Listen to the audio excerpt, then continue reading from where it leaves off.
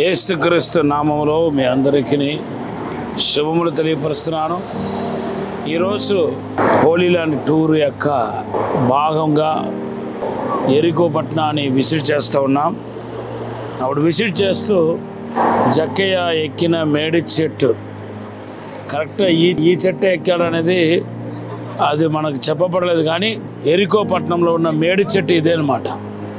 లూకా సువార్త 19వ అధ్యాయం 1 నుండి 10 వచనాల్లో మరి జక్కయ్య గురించి రాయబడి ఉంది.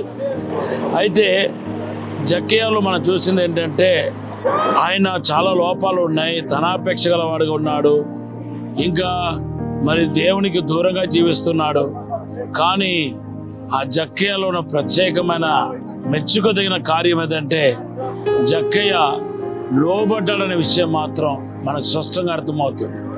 జక్కయ్య త్వరగా దిగిరా అనగానే బైబిల్ రాయబడింది. లూకా సువార్త 19:4-5లో త్వరగా దిగి వచ్చాడని పరిశుద్ధ గ్రంథంలో రాయబడి ఉంది. సో దేవునికి లోబడటంలో ఒక ప్రత్యేకమైన ఆశీర్వాదం ఉందని ఈరోజు ఎరికో పట్టణ సాక్షిగా నేను మీకు తెలియపరుస్తున్నాను. మీరు అనేక మంది కొన్ని విషయాల్లో దేవుడికి లోబడుతున్నారు, కొన్ని విషయాల్లో దేవుడికి లోబడట్లేదు. మీకు నచ్చితే ఒకలాగా ప్రవర్తిస్తున్నారు, దేవుడు చెప్పిన మాట నచ్చకపోతే ఇంకొకలాగా ప్రవర్తిస్తున్నారు. కొంతమంది సగం లోబడుతున్నారు, సగం లోబడట్లేదు.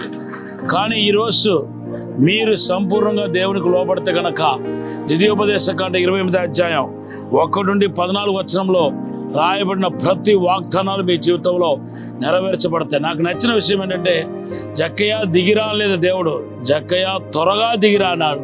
దాని కింద రాయబడిన లూకా సువార్త 19:5-6లో ఆయన త్వరగా దిగి వచ్చాడని మన పరిశుద్ధ గ్రంథంలో చూస్తున్నాం.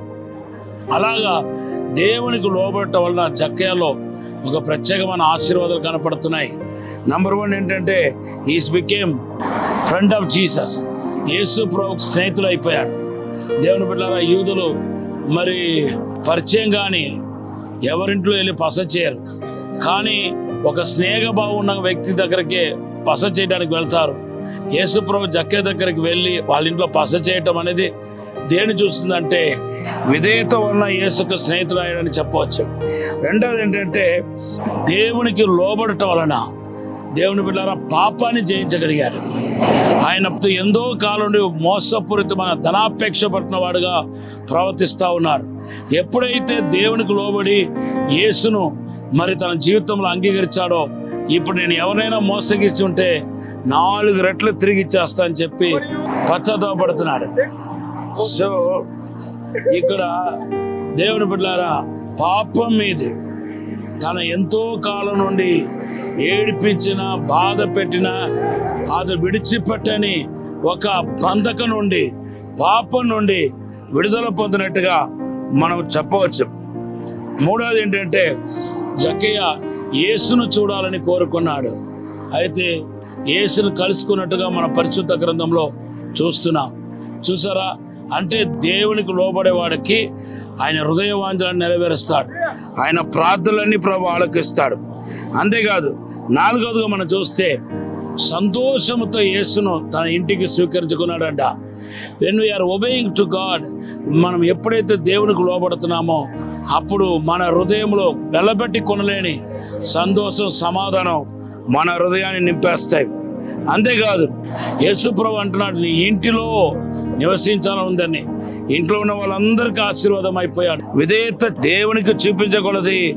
దేవుని బిడ్డలారా, మనము ఇతరులకు ఆశీర్వాదం అవుతామని ఈ జక్కయ్య ద్వారా మనం తెలుసుకుంటున్నాం.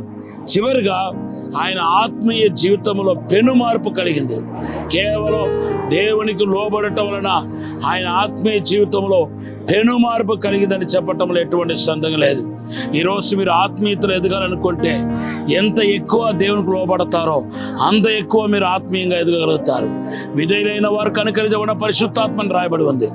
ఈరోజు మీరు ఎంత ఎక్కువ దేవునికి లోబడతారో అంతంతకు ఆత్మీయంగా దీవించబడతారు. జక్కయ్య పొందిన ఈ 5 ఆశీర్వాదాలు మీ జీవితంలో కూడా లభ్యమవ్వాలని ప్రార్థన చేస్తున్నాను. ఒక చిన్న ప్రార్థన చేస్తాం. పరిశుద్ధము నమ్మకమైన పరలోక తండ్రి, నీకు వందనాలు, స్తోత్రాలు ప్రభువా. తండ్రి, విధేయత వలన కలిగే ఈ 5 ఆశీర్వాదాలు ప్రతి ఒక్కరికి దయచేయండి ప్రభువా. మీ ఆత్మను మాలో ఉంచి నీకు లోబడేవారుగా చేయండి ప్రభువా. ఇప్పుడు ఆశీర్వదించండి, అద్భుతం జరిగించి మేలు జరిగించమని యేసు నామములో అడిగి వేడుకుంటున్నాం తండ్రి. ఆమేన్. God bless you.